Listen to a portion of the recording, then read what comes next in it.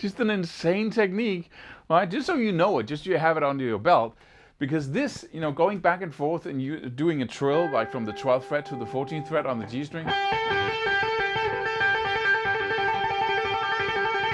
Right? That can be quite a challenge actually, because you only have one finger, right? And this is the first technique I'm going to give you, that you can use the side of your pick, simply go down, and then hit it right behind the fret wire in the 14th fret, right? And I used to play video games, you know, at grill bars, you know, when I was a kid. We had Pac-Man and stuff, and we had these shoot 'em up. I'm that old, yes, in the 80s, back in the 80s. And we had these shoot 'em up games where you had a little spaceship.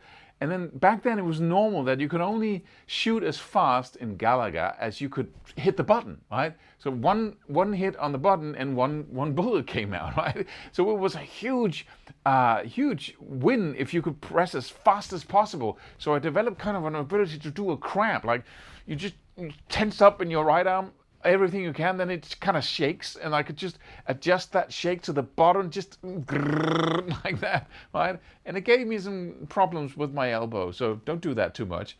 But I can use that same skill here, because I can simply go. So try it out for yourself, it's really effective.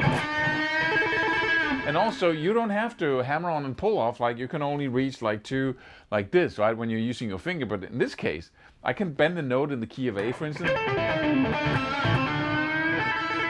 I can bend the note in the key of A if I have my first position minor pentatonic here, the 7th fret on the G string. And then as I bend it up, or down, I can, you know, do that little up in the 12th fret just behind the fret wire.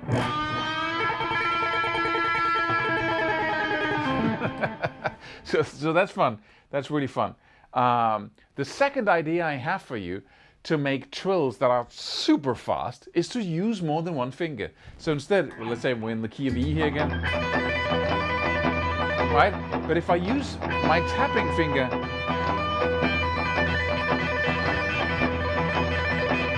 right, I can do trills that are twice as fast instead of going like this.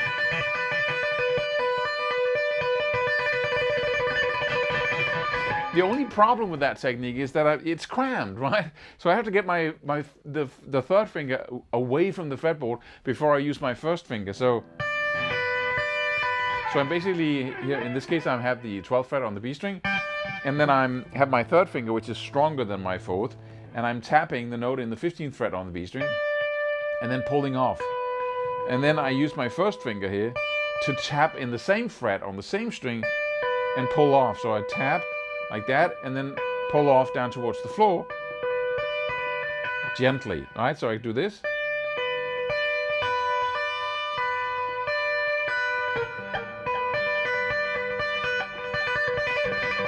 Actually, I can, as I'm doing this now, I could also practice going tap and then doing an upwards pull off up towards the ceiling.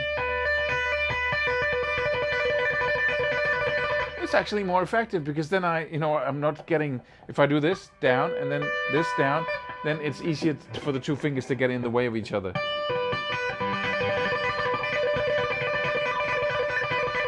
If you have a hard time making it fluently, see if you can, don't do economy of movement and remove your fingers as far away from the fretboard as you can. Big movements, right? So.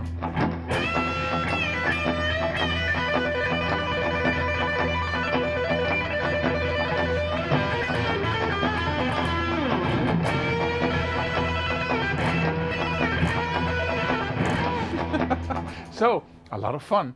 Don't forget to subscribe. Go download the free course, and I'll see you in one of the videos right here.